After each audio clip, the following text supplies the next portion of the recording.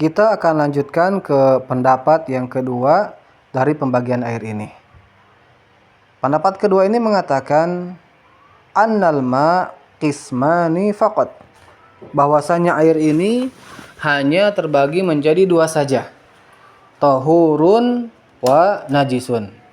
Pertama air suci dan mensucikan, dan yang kedua air najis. Wa huwa mahkiyun an ba'dil Hanafiyah, dan ini diriwayatkan dari sebagian ulama Hanafiyah. Wa huwa ikhtiyaru Ibnu Taimiyah wa Ibnu Baz wa Ibnu Utsaimin.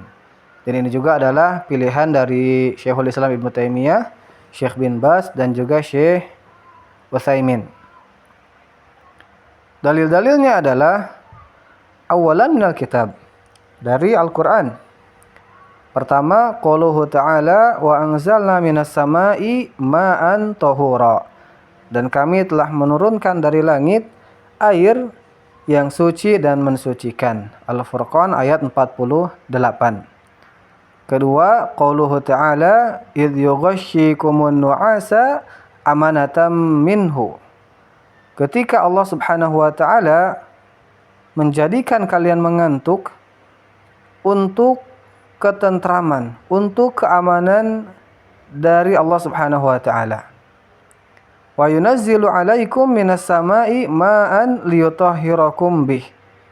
Kemudian Allah Subhanahu wa taala menurunkan kepada kalian dari langit air untuk menyucikan kalian dengannya. Al-Anfal ayat yang ke-11. Dalil yang kedua dari hadis Nabi Muhammad sallallahu alaihi wasallam minas sunnah. An Abi Sa'id Al-Khudri radhiyallahu anhu, 'anin Nabi sallallahu alaihi wasallam annahu qala. Dari Abi Sa'id Al-Khudri radhiyallahu anhu, dari Nabi sallallahu alaihi wasallam bahwasanya beliau bersabda, "Innal ma'a tahurun la yunajjisuhu syai'un." Sesungguhnya air itu suci dan mensucikan dan tidak menajiskannya sesuatu apapun. Kharajahu Abu Dawud wa Tirmidzi wa Nasa'i. Dikeluarkan oleh Imam Abu Dawud, At-Tirmidzi dan An-Nasa'i, dan silakan dibaca seterusnya. Wajhud dilalah minal ayatain wal hadis. Sisi pendalilan dari dua ayat dan hadis yang disebutkan tadi, annasmal ma'i mutlaqun fil kitabi was sunnah. Bahwasanya nama air itu mutlak di dalam Al-Qur'an dan di dalam sunnah Nabi Muhammad sallallahu alaihi wasallam. Walam yarid fihi ma taqsimuhu ila tahurin wa tahirin.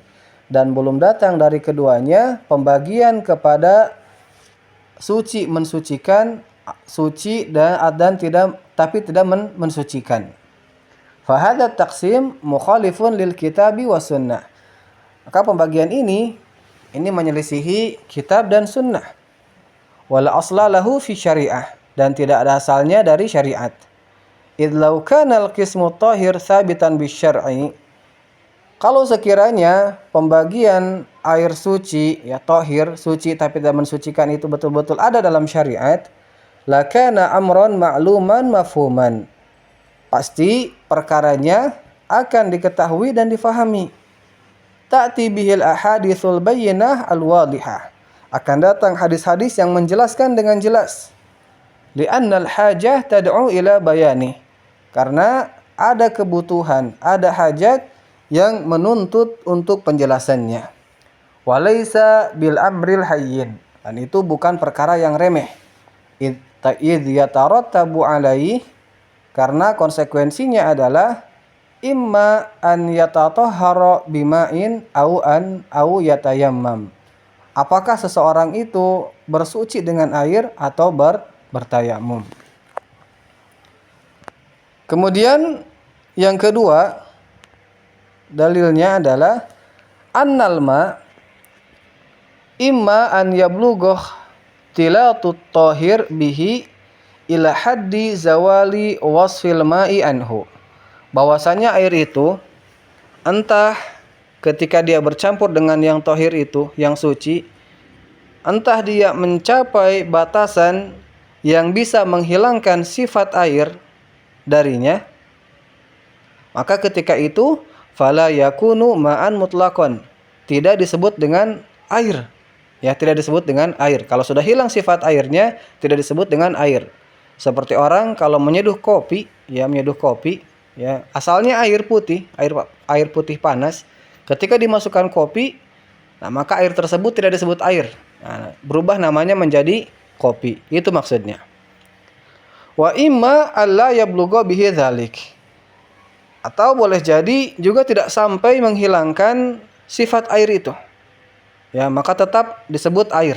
Ya, kalau misalkan tadi bicara kopi, kalau satu saset dimasukkan ke dalam satu drum, nah ini tetap itu air, ya tidak berubah nama menjadi kopi. Ya, beda dengan yang pertama tadi, kalau satu gelas ya dimasukkan kopi, nah berarti air tersebut berubah menjadi kopi. Ya, dan ketika itu tidak boleh bersuci dengannya. Tapi kalau yang kedua, kalau misalkan ada air satu drum, dimasukkan kopi satu saset, ya, maka air itu tidak berubah menjadi kopi. Dia tetap namanya air.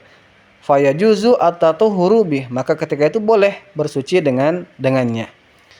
Ya dulu ala dzalika ma jaa an Ummi Atiyah al-Ansariyah radhiyallahu anha.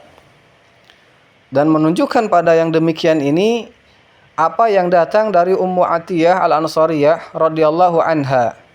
Ia mengatakan, dakhala alaina Rasulullah sallallahu alaihi wasallam hina tuwfiyat ibnatuhu.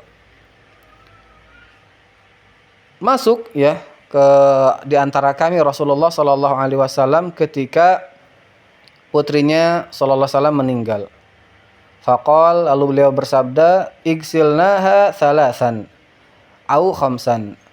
Mandikan ya atau cuci, mandikan 3 kali atau 5 kali. Au aktsara min dzalika in ra'aitunna dzalik. Atau boleh lebih dari itu jika kalian memandang perlu. Bima'in wasidrin, dengan air dan daun bidara. Waj'alna fil akhirah kafuran au syai'an min kafurin.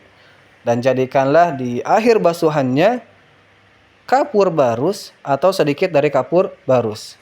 Fa idza faragtunna fa'adhinnani. Kalau sudah selesai, maka tolong beritahukan kepada saya. Hadis riwayat Bukhari dan Muslim. Fahadza ma'un mukhtalit, dan ini adalah air yang tercampur. Walakinnahu lam yablugh minal ikhtilat bihaitsu yuslabu anhu ismul ma'il mutlaq. Akan tetapi pencampurannya ini belum sampai pada pencampuran yang bisa mencabut ya atau menghilangkan nama air mutlak. Dia tetap air. Nah, makanya boleh dipakai untuk bersuci. Ini dalil ya yang menyebutkan bahwasanya air itu terbagi 2 saja ya. Entah itu air suci dan mensucikan atau air najis saja. Wallahu taala alam. Namun kalau kita perhatikan ya dari pendapat pertama sebelumnya, lalu pendapat kedua sekarang, pendapat pertama sepertinya dia kontekstual ya. Kalau pendapat kedua ini tekstual ya, sesuai yang disebutkan oleh di dalam Al-Qur'an dan hadis Nabi Muhammad sallallahu alaihi wasallam.